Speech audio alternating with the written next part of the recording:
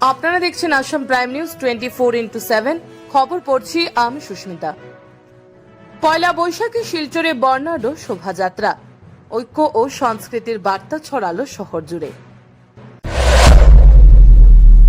বাংলা নববর্ষকে স্বাগত জানাতে পয়লা বৈশাখ উপলক্ষে শিলচর শহরে অনুষ্ঠিত হল এক বর্ণাঢ্য ও দৃষ্টিনন্দন শোভাযাত্রা।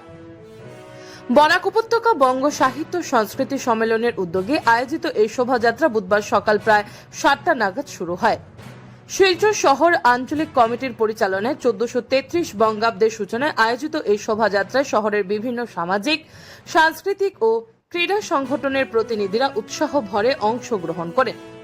বাংলা সংস্কৃতির বৈচিত্র্য তুলে ধরে তারা সমাজে ঐক্য, সম্প্রীতি ও সচেতনতার বার্তা ছড়িয়ে দেন।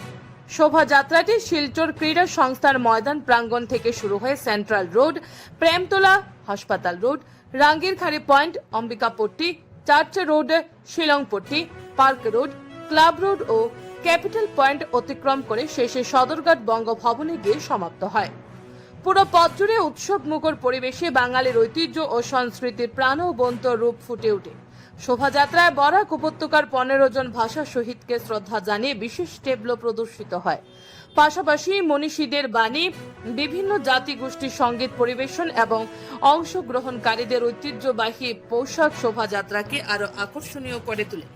এই কর্মসূচির মাধ্যমে অংশগ্রহণকারী সংগঠনগুলি একটি সুস্থ, সচেতন ও নেশামুক্ত সমাজ গড়ে তোলার অঙ্গীকার পুনর্ব্যক্ত করে। পাশাপাশি স্থানীয় সংস্কৃতির বিকাশ ও সংরক্ষণে নতুন উদ্দীপনার সঞ্চার ঘটে। উদ্যোক্তারা জানান, এবারের শোভাযাত্রার মূল উদ্দেশ্য ছিল অখণ্ড বাঙালি জাতিসত্তা চেতনা জাগ্রত করা এবং বহুভাষিক সমন্বয়ের বার্তা সর্বস্তরে পৌঁছে দেওয়া। Bureau report, Assam prime news 24x7।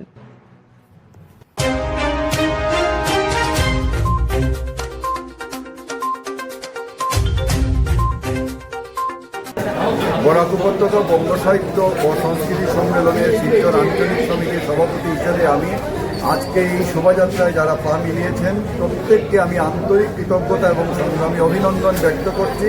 কারণ আমরা বিশ্বাস করি বরাক উপত্যকা বঙ্গ সাহিত্য সংস্কৃতি সম্মেলন একটি সংগ্রামের মঞ্চ। আমরা অখণ্ড বাঙালি জাতীয়তাবাদে বিশ্বাস করি এবং বহুভাষিক সত্তায় বিশ্বাস করি।